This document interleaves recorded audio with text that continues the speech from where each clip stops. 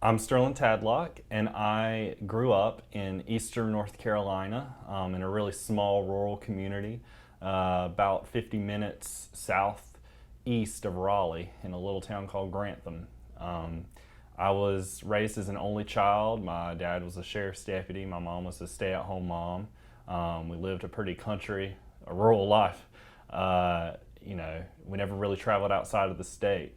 Um, and I grew up as an only child, thinking my parents were my real parents, which I still classify them as my real parents. But um, yeah, I didn't really think anything about it until I got a little bit older and sort of realized that I don't really look like my parents. How old were you when that happened?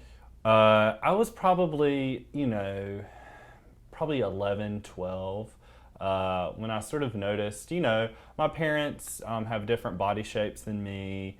I always just sort of wondered, why is that? And sort of just put it to the back of my mind. Although I did notice that my friends' parents and their siblings looked more similar than I looked to my parents. But again, I didn't really question it because I didn't really think anything of it. But that was really the only exposure I had. I never really understood, growing up, what adopted meant, just because sex is not talked about a lot in Sure. eastern North Carolina, and the understanding of where you come from your biological parents wasn't really ever brought up. So the concept of being adopted also wasn't ever brought up. So, how old were you when you finally actually sort of figured it out, or someone talked to you about it? So it was a really interesting story. I was 14, and like most people in Eastern North Carolina, was raised in the church. The church was a big facet of everyone's life. And I went to Sunday school one day. I was 14, and coincidentally it was Father's Day. And in church that day, in the Sunday school lesson, the teacher was talking about how whenever you become adopted, or whenever you become a Christian, you become adopted into God's family. And he then looked at me and he said, "So why don't you tell the class what it feels like to be adopted, Sterling?" And that sort of struck me because I had never heard that I was adopted before.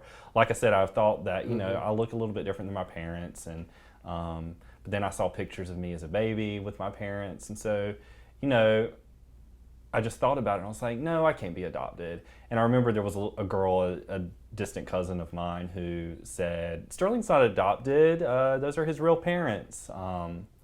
And so I sort of squashed it in church, although there was this rumbling anxiety within me. And then I went to the sermon portion of church, and I sat between my grandmother, whom I refer to as Meemaw, and my mama on the other side. And I leaned over to my Meemaw and I was like, "So am I adopted?" And she didn't look at me. She kept looking straight at the pulpit, and she's like, "You're going to have to ask your mother about that." And so then I turned to my mama and I was like, "So I heard in Sunday school that I'm adopted." And she's like, "Well, you are." And I just sort of froze right there in the pew. And I just was in shock. I didn't really react at first. And then I just started tearing up and crying, and stood up and just sort of left. I think it's one of the sort of disadvantages, in a way, of being adopted is this notion of survivor's guilt, where there's a big disaster. This is where the term came from originally, I believe. There's a big disaster, and those that survive the disaster feel guilty because they're not the ones that have been injured or killed. And when you're adopted, you feel like I was chosen, by my parents, but there are plenty of other people who are still in the foster care system who weren't adopted. And you feel like you should be grateful, that you were adopted, and you should be thankful every day that you live, that you have a family that, raised you and supported you. And I am thankful, but, anytime I question being adopted, who my biological parents are, that's like a twinge of guilt. How did that make you think about your biological parents once you discovered this information? What was going through your mind about, the scenario in which you found yourself? Did you have a lot of questions?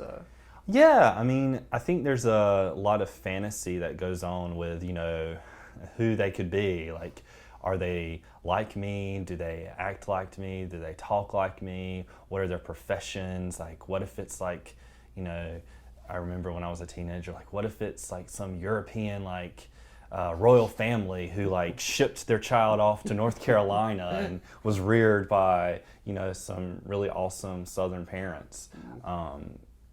That obviously came to mind. Also, like, what if they're in jail or, you know, not even alive? Like, you know, that came into mind. So I was just always curious as to what they were like, and also what was the situation that led them to having to put up a child for adoption. I'm also just sort of curious about their lives. Like, what are they like? If I have any siblings or not. I mean, that's always a question of mine. If there are any health considerations, you know, because there's a lot of health diseases, medical diseases that have a huge genetic component, and like knowing that information is important to me. You know, as part of participation, we've offered you an opportunity to actually submit a DNA sample and find out, you know, if they're in the 23andMe program, if you might find any genetic relatives of yours. You know, what are your thoughts surrounding that? You've submitted your DNA, you've submitted your sample, but you haven't seen your results yet. You know, what are some thoughts going into that about participating in the program like that, and what you expect to see, what you expect to find, and how that might make you feel? You know, to be honest, I haven't thought about it too much because, again, that fantasy play of, you know, finding my biological parents, like finding the DNA that may match with mine and seeing what percentage the similarities are, and being able to contact them. I don't want to disappoint myself because I know that the highest likelihood is that there's probably going to be some distant cousin that has similar DNA to me. So I'm not really putting a whole lot of stock into it as far as finding somebody. But I am interested in seeing, you know, the other facets of my DNA that 23andMe will sort of elucidate, such as risk for medical diseases and pharmacological sort of ability to metabolize drugs and to respond to them. I think that's a part of it, and just generic ancestry stuff. Are you excited to see your 23andMe results? I am. I've been holding out. They've actually been available for a little bit now, but for the purposes of the interview, I've sort of held back. I'm waiting on the edge of my seat to see what they say.